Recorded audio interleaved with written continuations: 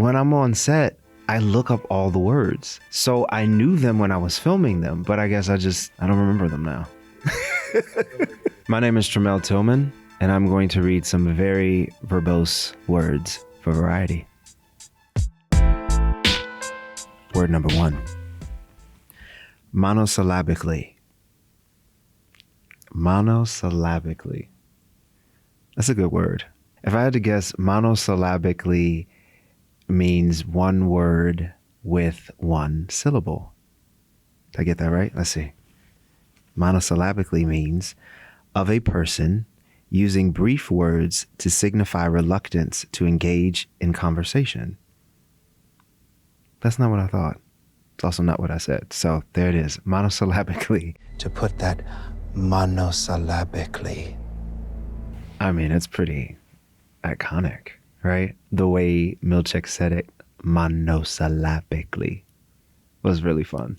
I really was leaning into how Milchik felt about his vocabulary being monitored, and Drummond was really driving hard on this man.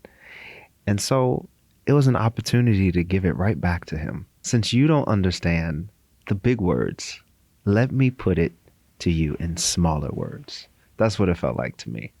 When I first was introduced to Milchik, I didn't know who he was. Years later, I still don't know who this man is. But what was always fun was the ability for us to play and explore.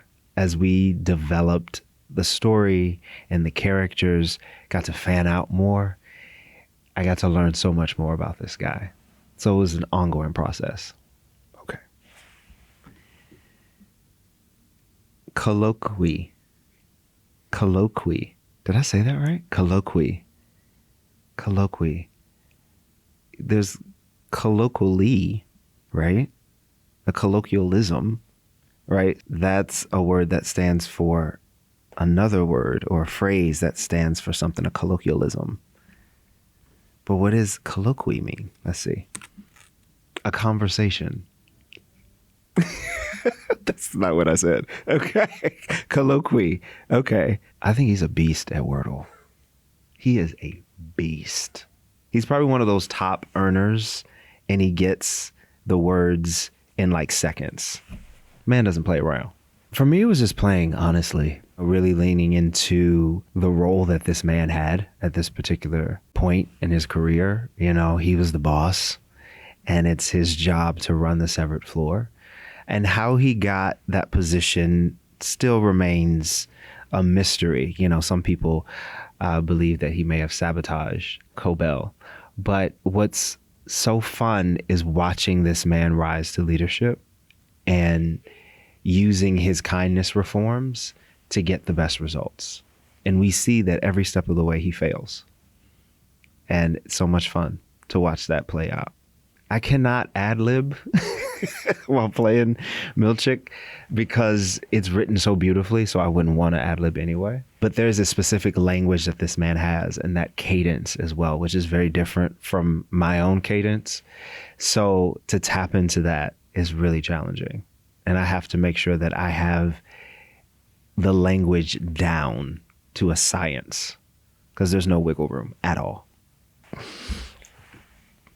Remonstration. Remonstration. I remember this word was right before Milchik used monosyllabically, because he was getting grilled by Drummond and did not meet the standards of what he was asked to do. And he thanked Drummond for his remonstration. If I remember it, it's like guidance or instruction. Let's see if I get this. Hold on. A forcefully reproachful protest. Could be kind of close, maybe. I have followed protocol, Mr. Drummond. But I thank you for your remonstration. When I'm on set, I look up all the words. So I knew them when I was filming them, but I guess I don't remember them now. We do several takes because it's important for us to find the story in that. And Dari, who plays Drummond, is such a generous and wonderful actor. He's so scary, but such a sweetheart. Just a big old teddy bear. And I really enjoyed working with him. Okay, next one. All right. Folly. You must eradicate from your essence childish folly. Folly. Folly is play, right? It's kind of like foolishness. It's silliness. Let's see. Lack of good sense, foolishness. I got that one right. Yes, folly. Lack of good sense, foolishness. That was a good scene. You must eradicate from your essence childish folly.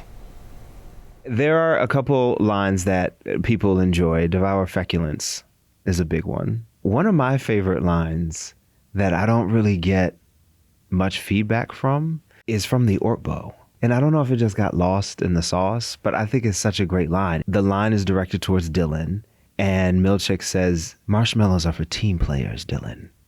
They don't just hand them out." I was like, I think that's such a great line. It's so good. You must grow up. Grow up. Grow up. That moment was really heartbreaking because it was the removal of Milchik's essence from himself. It was the chipping away to mold himself into the corporate structure that they wanted him to be. And it was particularly painful or sad to tell that story in that moment, because anyone who has had to shape or shift themselves in order to fit in would totally understand that moment. We filmed that sequence in one take. It was really incredible. Uta, our director, really led the charge to make sure that we got the magic of that scene. It was really quite beautiful. I tell people that he started in chaos. Day one, they were missing a refiner. Day one, they had Helly come on board. So everything had to go according to plan. So they were high stakes from the very beginning. And if you really do a timeline, this all happened within weeks of each other. That's a lot. It can break anybody.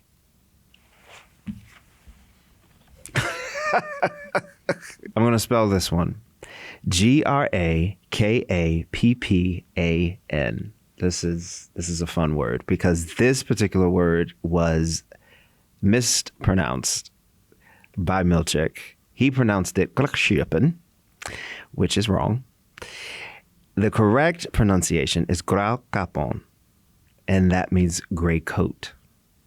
And it speaks to the Swedish king who had that nickname, Gray Coat. Have you ever heard the story of the Grakappan?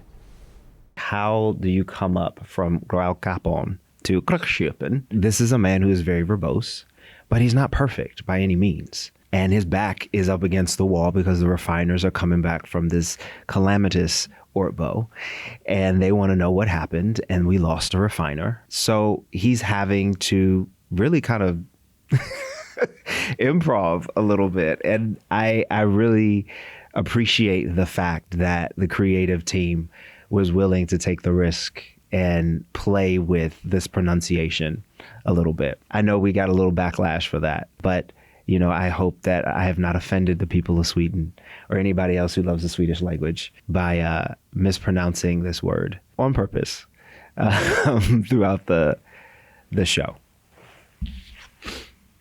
Feculence. That's a good word. Feculence is waste.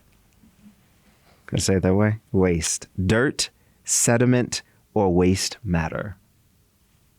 Use it in a sentence. Devour feculence. It's a good scene. Devour feculence. I've had a friend of mine who had reached out to me when that episode aired and said that this is a new phrase that he will be saying daily. And I appreciate that. I have seen signage at rallies with Devour Feculence on it. So it has made an impact across the world. So that's really, really cool.